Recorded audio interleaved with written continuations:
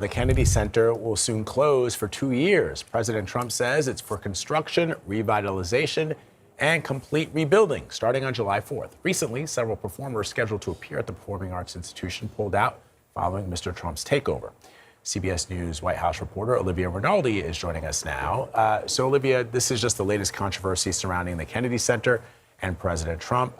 Explain the rationale behind the decision.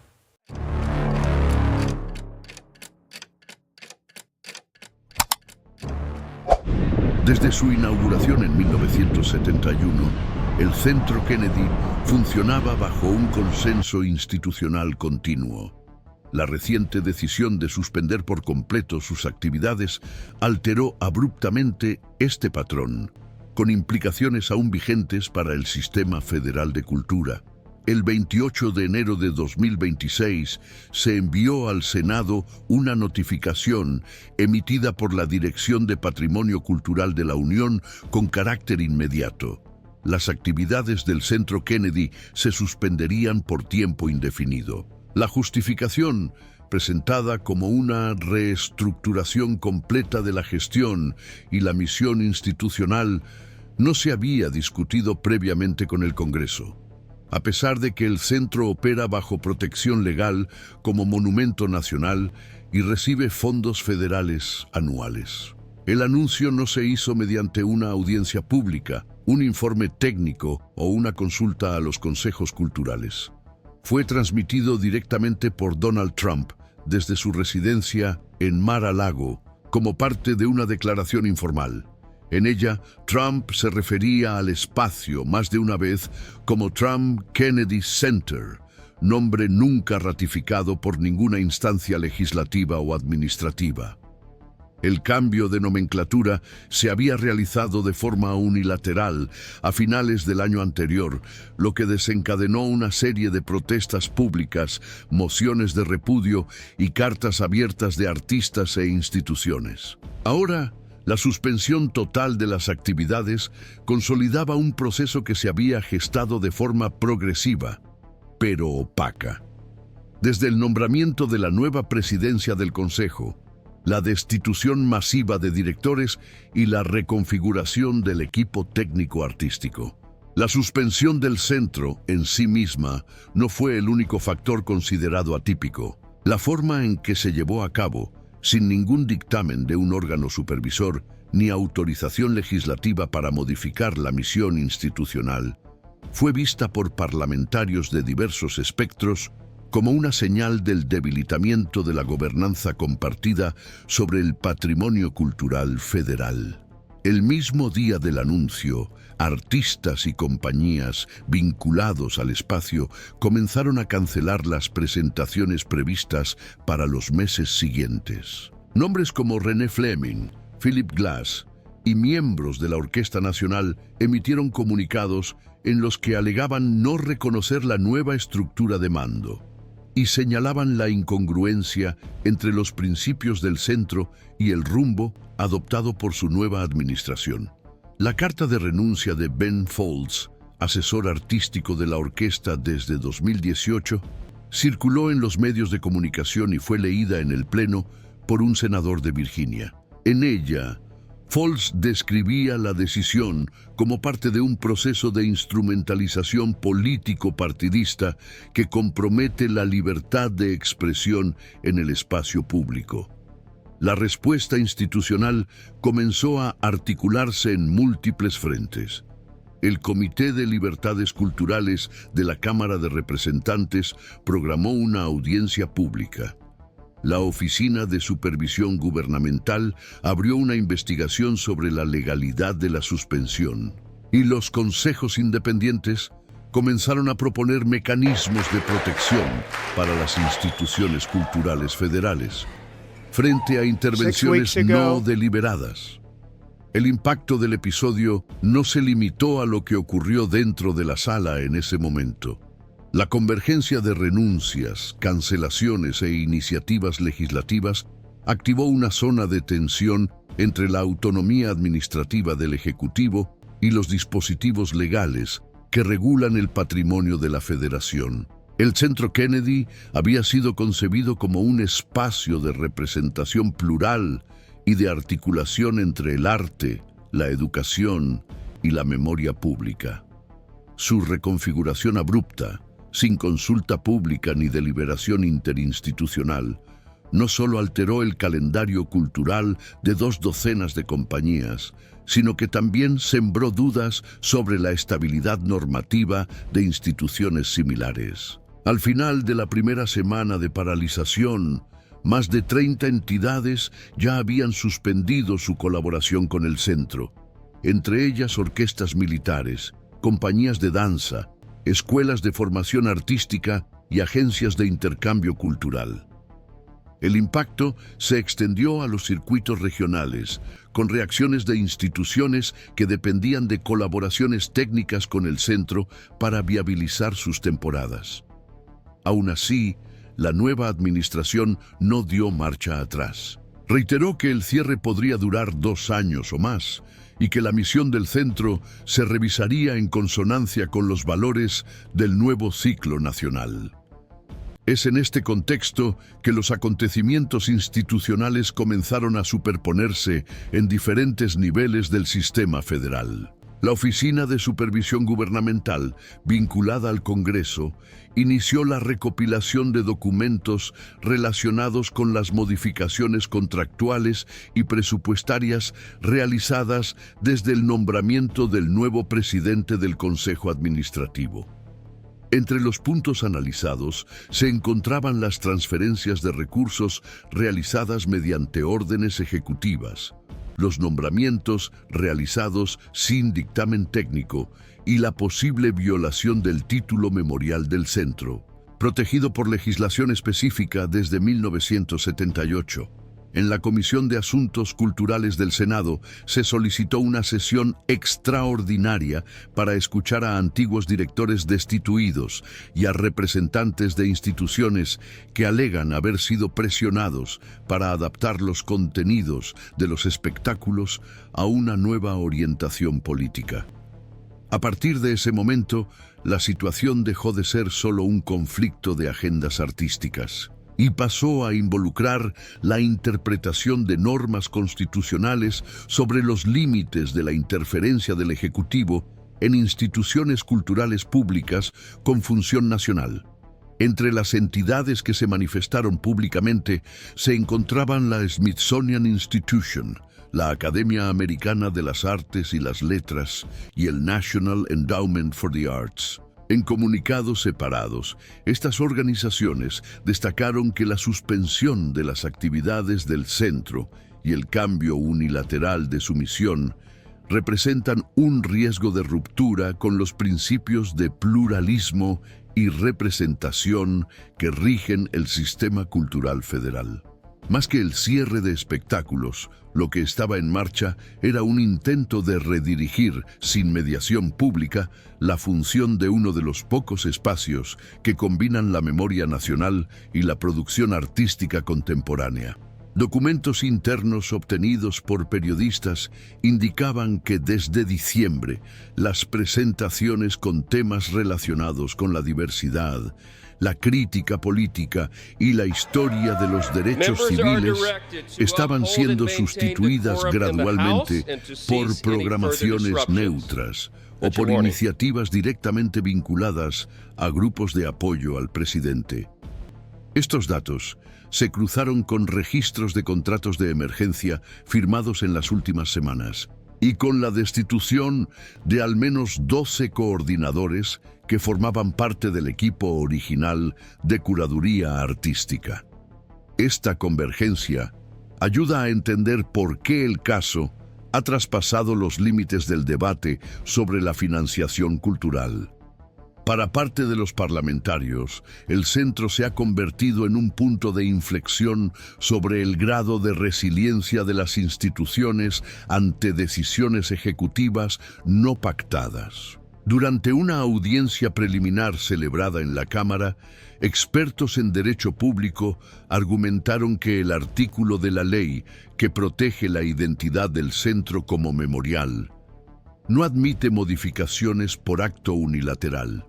El Departamento de Arquitectura Federal, por su parte, emitió una nota técnica en la que informaba de que cualquier cambio en la fachada, el nombre o la función de los edificios clasificados como patrimonio federal debe ser analizado conjuntamente por el Servicio de Parques Nacionales y el Congreso.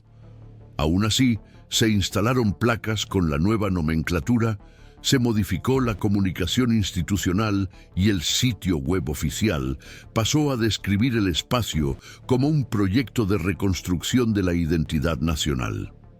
Estos cambios no se sometieron a votación en ningún órgano deliberativo ni a consulta pública.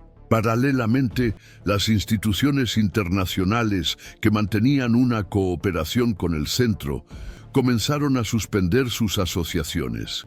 Las óperas nacionales de Francia, Alemania y Japón notificaron la retirada de sus programas de la temporada siguiente, y las universidades que promovían el intercambio cultural cancelaron las becas y los eventos que se iban a celebrar en el espacio.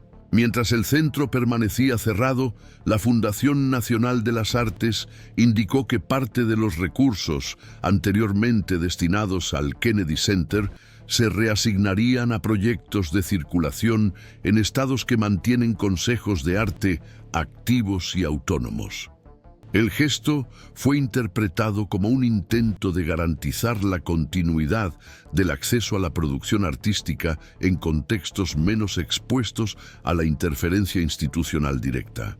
Aún así, las organizaciones culturales advirtieron que la concentración de la atención en otros estados no resuelve el vacío creado por la suspensión del centro.